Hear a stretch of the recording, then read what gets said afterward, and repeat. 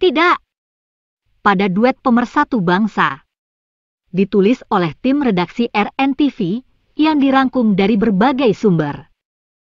Beberapa hari setelah Partai Nasdem mengumumkan 3 nama bakal calon presiden, yang salah satunya akan diusung sebagai calon presiden pada Pilpres 2024 nanti. Kembali Surya Paloh sebagai Ketua Umum Partai Nasdem melemparkan wacana Anies dan Ganjar, yang disebutnya sebagai duet pemersatu bangsa. Wacana duet pemersatu bangsa di Pilpres 2024 muncul untuk menghilangkan polarisasi masyarakat. Bahkan, duet capres itu sempat dibahas ketika Ketua Umum Partai Nasdem Surya Paloh bertemu dengan Presiden Joko Widodo. Agar tidak terjadi lagi polarisasi di masyarakat, muncul wacana pasangan Pilpres bisa mengakhiri polarisasi dan menjadi pemersatu. Bahkan Partai Nasdem mengaku sudah membicarakan hal ini ke Presiden Joko Widodo dengan membawa sejumlah nama capres, diantaranya Anies Baswedan dan Ganjar Pranowo. Nasdem tak ingin pemilu bisa memecah belah bangsa dan tidak lagi terjadi polarisasi. Itulah yang impian kita bersama. Polarisasi itu hilang, kita mempersatukan. Itu saya niatkan, dan saya nggak punya subjektivitas untuk apa. Kan saya bukan kandidat, kalau nggak tahu itu. Kabarnya salah satu usulan komposisi itu datang saya, juga, Pak. Itu saya akui ini ya. Yang dilontarkan Surya Paloh ini tentunya bukan tanpa alasan. Dengan mengajukan 2 nama dari 3 bakal calon yang diusulkan dalam Rakernas Partai Nasdem baru-baru ini, memang memiliki tingkat elektabilitas yang masuk dalam 3 besar dari hasil survei selain Prabowo Subianto. Alasan yang dikemukakan oleh Surya Paloh, bahwa dengan dipasangkannya 2 nama ini akan mempersatukan bangsa dengan menghilangkan polarisasi yang terjadi saat ini. Tetapi apakah niat itu sejalan dengan harapan semua pihak? Saya kira ini sangat berat ya, bahkan untuk saat ini sepertinya hampir sulit duet ini akan terbentuk ya, karena beberapa alasan. Alasan yang pertama saya kira adalah soal komposisi pasangan. Ya. Siapa yang berada di nomor 1? Apakah misalnya Anies atau apakah Ganjar ya? Karena kalau kita lihat jarak suara antara 2 nama ini, kalau misalnya dikerucutkan ke 3 atau 2 calon, itu semakin mengecil atau mendekat gitu ya. Jadi memutuskan siapa yang akan di RI 1 atau RI 2 itu akan berat sekali. Alasan kedua saya kira adalah bagaimana penerimaan partai-partai koalisi. Ya. Partai-partai mana atau gabungan partai mana yang akan mengusulkan ini. Juru bicara PKS Muhammad Khalid menganggap usulan duet pemersatu bangsa juga memiliki basis yang berbeda.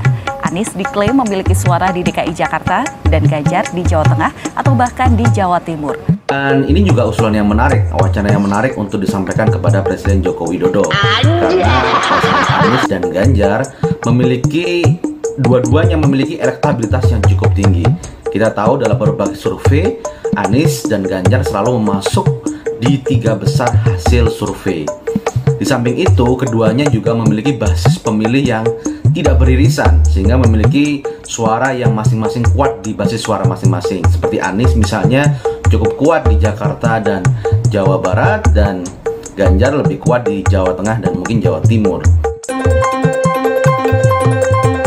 Ditemui saat mengikuti tari Gatot Kaca secara kolosal di Car Free Day Solo, Ganjar menjawab santai soal usulan duet Anies dengan dirinya. Ganjar justru menjawab, aku ya duet karo bojoku, yang berarti saya ya duet sama istriku. Lagi duet karo bojoku. Tapi ada usulan seperti itu, Bapak? Iya.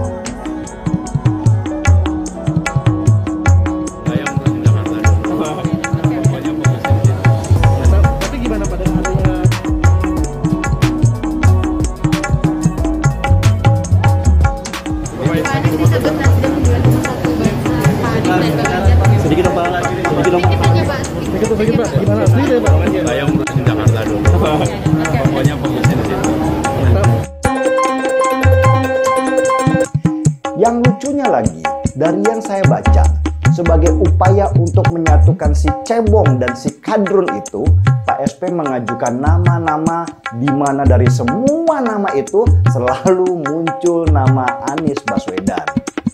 Saya jadi ketawa lagi karena itu justru mengkonfirmasi bahwa Anies itu bagian dari kadrun-kadrun, karena semua nama yang diajukan oleh Pak SP untuk bersanding dengan Anies adalah orang-orang yang nasionalis.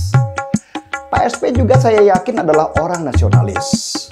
Lalu kenapa memberi ruang pada kelompok pemuja khilafah, bukannya malah berperang melawan mereka? Yang mempersatukan bangsa kita, sekali lagi ya, itu bukan orang per orang. Yang mempersatukan bangsa kita itu ideologi. Ya, ideologi Pancasila itulah yang mempersatukan bangsa kita. Nilai-nilai dalam ideologi itulah yang mempersatukan bangsa kita.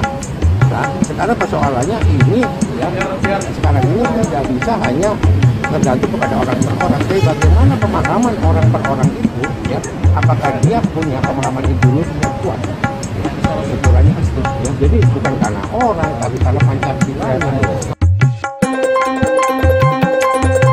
Saat ini memang terjadi polarisasi pendukung politik antara nasionalis dengan non-nasionalis. Kelompok nasionalis dominan mendukung Ganjar, sedangkan non-nasionalis lebih cenderung mendukung Anies. Dua kubu inilah yang ingin disatukan oleh Nasdem dengan paket duet pemersatu bangsanya. Sifat heterogen dari kedua kelompok ini tentunya hal yang mustahil disatukan dalam strategi praktek politik yang pragmatis.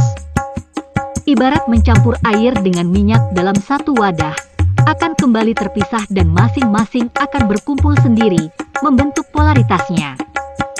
Akar masalahnya adalah kelompok yang memainkan politik identitas untuk memuluskan langkahnya dalam mendapatkan kekuasaan. Fenomena ini sangat jelas terlihat pada gelaran dua pemilu sebelumnya.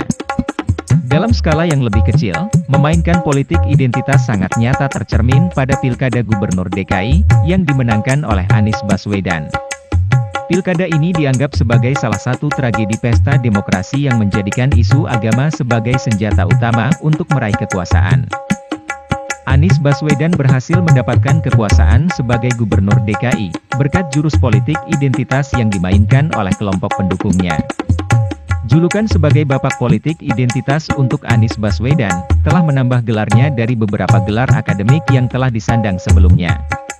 Akankah kita, rakyat yang mencintai NKRI dengan kebinekaannya serta semangat nasionalis berdasarkan Pancasila, rela untuk dipimpin oleh pemimpin mengedepankan paham politik identitas?